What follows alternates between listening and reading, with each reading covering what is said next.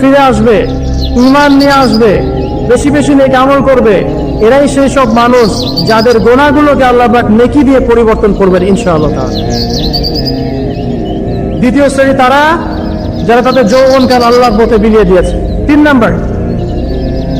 Number শ্রেণী হচ্ছে তারা রাজুলুন, এমন ব্যক্তি কলবুহু মুআল্লাকুন বিল মসজিদ, যার হৃদয়টা মসজিদের সাথে ঝুলন্ত থাকে। একজন মানুষের মন মসজিদের সাথে ঝুলন্ত কিভাবে থাকতে পারে? মানে প্রত্যেক ওয়াক্ত নামাজের পর পরের ওয়াক্ত নামাজ পড়ার জন্য সে আগ্রহী থাকে। এটাকে বলা হয় মসজিদের সাথে হৃদয় ঝুলন্ত থাকা। এই শ্রেণীর মানুষকে আল্লাহ পাক আরশের ছায়া দিবেন ইনশাআল্লাহ তাআলা। এটাকে আমরা করতে পারি না ভাই? আল্লাহ পাক আমাদেরকে তৌফিক দান করুন, আমিন। 4 নম্বর শ্রেণী রাজুলান, এমন দুইজন ব্যক্তি, হোক নারী বা পুরুষ, তাহাব্বা ফিল্লাহ,